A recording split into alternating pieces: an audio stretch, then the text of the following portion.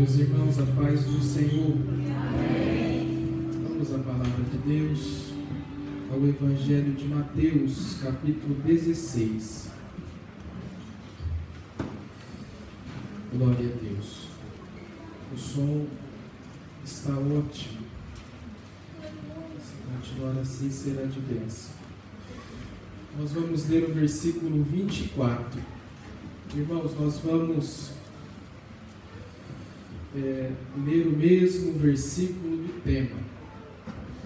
Os irmãos, eles escolheram em Lucas, mas nós vamos ler segundo Mateus, porque nós iremos abordar um pouco o contexto e talvez o relato segundo Mateus, para a palavra que Deus tem colocado em nosso coração, talvez seja mais interessante. Amém?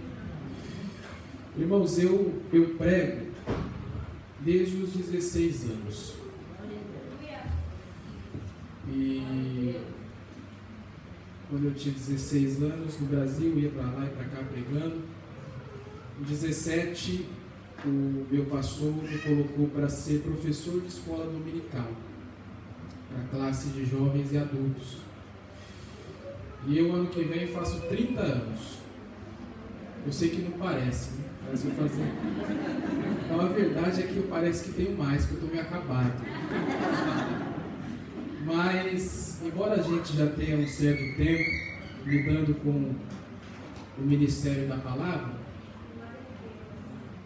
a gente acha que quando chegar aqui a gente vai ficar meio nervoso. Mas quando a gente chega, a gente fica nervoso por inteiro. E aí colocam essas câmeras aqui ainda, ó. Falei pro Jorge, eu falei, quando eu pregar tem que ser câmera escondida. Porque a gente fica nervoso. E eu perguntei à minha esposa assim, eu falei, amor, por que embora eu pregue há tanto tempo, por que toda vez eu fico nervoso? Aí ela colocou a mão no meu peito assim, e olhou no meu olho e falou assim, porque você é só um homem. Ela deu aquele sorriso dela e saiu. Essa palavra entrou no meu coração de um jeito, irmãos, que eu orei a Deus. Eu falei, Senhor, se um dia o Senhor me fizer um grande homem, um grande obreiro, não é falsa modéstia, irmãos, mas diante de Deus, minha testemunha, eu não me considero nada. Mas eu falei assim, Senhor, se um dia o Senhor me fizer grande, que o Senhor nunca me deixe esquecer que eu não passo de um homem. Por isso, meus irmãos, ao meu Deus, eu quero tributar toda a honra, toda a glória e todo o louvor. Então eu, quando era mais novo, eu tinha uma técnica para pregar, pastor Eduardo. A minha técnica é o seguinte, porque é igual gago. Gago começa a cantar, para de gaguejar, certo? Eu era diferente. Se eu começasse a pregar, eu parava de ficar nervoso. Então o segredo era o seguinte, eu lia o versículo e já começava a pregar. E passa, se você está começando, pode fazer isso. Só que o problema é que muitas das vezes a gente, por isso, nós fomos ingratos, né? Porque nós não agradecíamos. E eu hoje não posso ser ingrato a esta igreja. Nós estivemos um período aqui, trabalhando e dando trabalho. Igual em Oizuma, é a mesma coisa. A gente trabalha e dá trabalho. Por isso que é o cabelo do pastor Wellington. Isso aí é a minha culpa, irmãos. Mas a gente brinca assim porque a gente já tem uma certa amizade. E graças a Deus a comunhão ela tem permanecido, então eu não posso deixar de agradecer o pastor presidente, pastor Eduardo, a irmã Selma, agradecer os departamentos com os seus líderes, Maneca, irmão Cafu. Eu era mais Madimê quando eu estava aqui, antigamente eu não falava Neca, falava Cafu, porque eu era mais crente, entendeu? Eu falava irmão Sueli e irmão Júlio César, mas Deus abençoe a Neca, o Cafu, e a todos os irmãos de uma maneira especial, a todos, amém? Amém. Minha mãe, irmã Mari, quem sabia que ela era minha mãe? Lá em Oizuma eu já arrumei mais 2 mães também, né? Só pai que está meio difícil de arrumar. O pastor Hélio queria ser meu pai. Ele falou para mim, mas ele é muito novo. O pastor Eduardo também quis ser meu pai, mas eu falei que a mesada era 100 mil. Então, deixa quieto isso aí, vou ficar só com o Felipe e com o Vitor mesmo. Mas quem quiser se inscrever para ser meu pai, a mesada é 100 mil, amém? Se eu arrumar 3 pais hoje, acabou. Então que Deus abençoe a todos, irmãos. Meu sincero agradecimento a todos os irmãos. A minha palavra hoje é sobre o crente e a cruz. Talvez a cruz, para a nossa época e para a nossa cultura, não seja algo muito bem compreendido, porque não está pertinente ao nosso contexto. Mas nos tempos de Jesus, quando se falava sobre a cruz, eles logo entendiam, porque a cruz era um instrumento que os romanos usavam para executar os piores criminosos. Então, dentre todas as formas de execução que tinha, queimado vivo em fogueira, devorado por animais, decapitação, Flávio Josefo, que foi historiador, disse que a crucificação era a pior de todas as mortes. Então, a grosso modo, meus irmãos, quando a gente fala sobre cruz, a grosso modo, a gente está falando sobre sofrimento.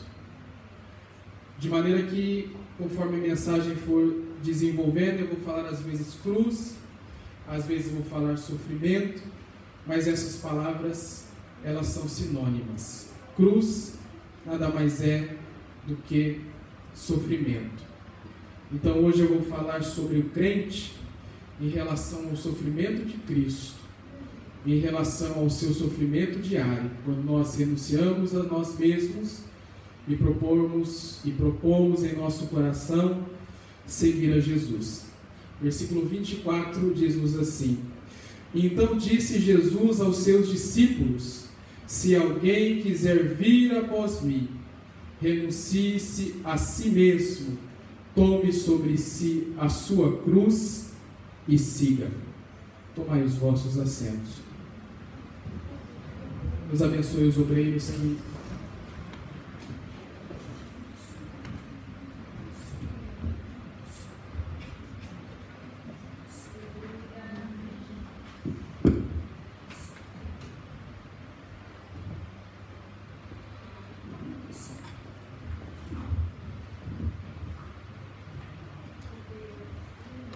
Deus abençoe os obreiros que estão aqui ao meu lado, todos eles, amém? Sou presidente, pastor Wellington também, estamos juntos.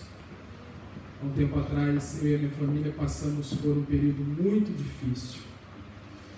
O pastor Wellington esteve nos aconselhando, esteve orando conosco, e Deus nos abençoou e tem nos abençoado. Deus abençoe, pastor presidente, pastor Wellington, que o Senhor possa estar abençoando aqueles que têm velado por nossas almas. Meus irmãos,